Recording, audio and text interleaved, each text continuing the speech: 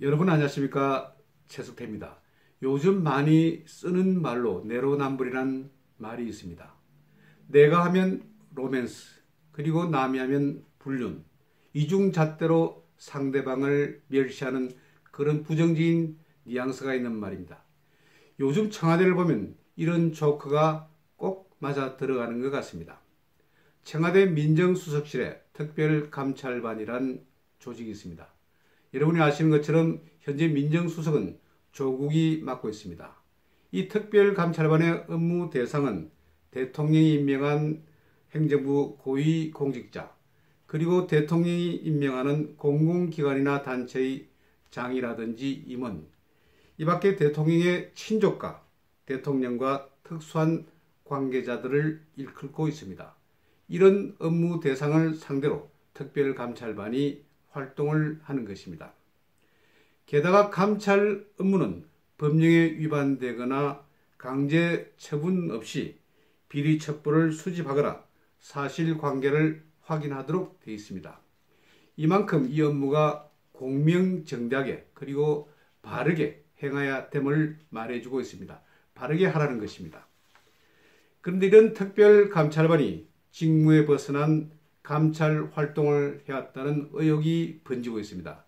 최근 여러 언론에서도 이 문제가 집중적으로 보도되고 있습니다.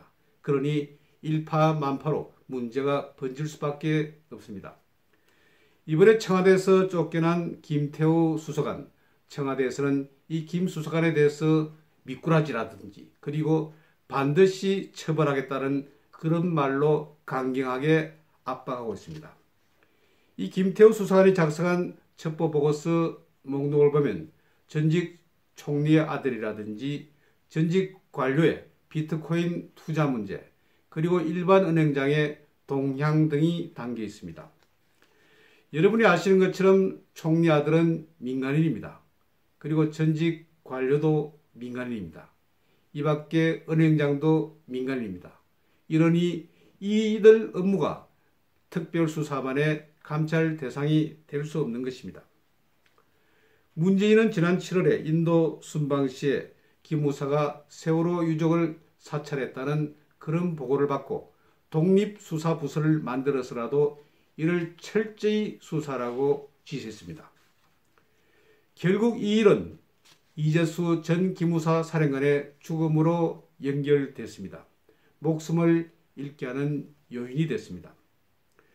5년 전 민간인 사찰 의혹에 대해서 무자비한 수사를 벌인 현 정부가 실제는 민간인 사찰을 했다는 아이러니한 그런 일이 벌어진 것입니다. 이게 말이 됩니까?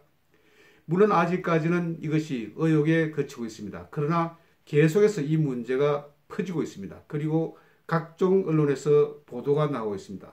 큰 문제로 유출될 그런 사항도 됩니다. 또 특별감찰반은 외교부 간부에 대해서 감찰을 하면서 특이한 사항이 제대로 나오지 않자 사생활 문제를 집중적으로 캐기 시작했습니다. 사생활 캐기는 불법입니다. 결국 이 외교부 간부는 해외 업무로 마무리됐습니다. 결국 좌천이 된 것과 비슷합니다. 이게 뭡니까? 관련 정보 유출을 제대로 찾지 못하자 사생활을 빌미로 일종의 불법을 저지른 것입니다. 일종의 별건 감찰을 한 것입니다. 이재수 전 사령관도 마찬가지입니다. 검찰에 의해서 별건 수사가 진행됐습니다. 자신의 아들과 그리고 절친인 박지만 이지 회장에 대해서 검찰의 수사가 미치자 자신은 무척이나 괴로워했습니다. 이것 때문에 고민도 많이 했습니다. 이것으로 인해서 자신을 스스로 목숨을 걸은 것입니다. 스스로 목숨을 끊었습니다. 여러분 얼마나 한심한 일입니까? 이 문제가 상당히 복잡합니다. 지금 우영근 러시아 대사, 이 사람은 전직 정치인입니다. 외교관이 아닙니다. 그런데도 러시아 대사가 됐습니다. 이 사람이 러시아 말을 잘하는 것도 아닙니다. 그런 문제가 있습니다. 그리고 김태우 수사관이 이 이용근 대사에 대해서 첩보를 냈습니다. 그러나 이것이 아주 무시가 됐습니다.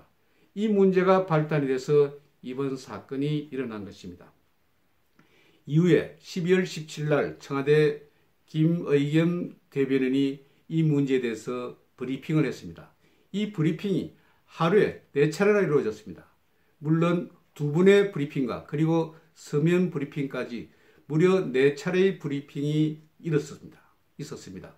그러나 여러 가지 의혹을 불식시키지는 못했습니다. 민간인 사찰에 대한 의혹을 불식시키기 위해서 브리핑을 열었으나 여러 가지 아우가 맞지 않았습니다. 그래서 많은 의혹을 사게 된 것입니다. 여러분, 김태호 수사관, 이 사람 만만치가 않습니다. 지금 감옥에 갈 것을 그대로 결심을 하면서 여러 가지 문제들을 터뜨리고 있습니다. 계속해서 터뜨리고 있습니다. 정부와 한판 싸움을 벌일 그런 태세입니다. 우린 이 싸움을 굉장히 주목합니다. 그리고 진실이 밝혀지길 기대합니다. 오늘은 청와대의 민정수석실 산하 특별감찰반의 민간인 사찰 의혹에 대해서 말씀드렸습니다.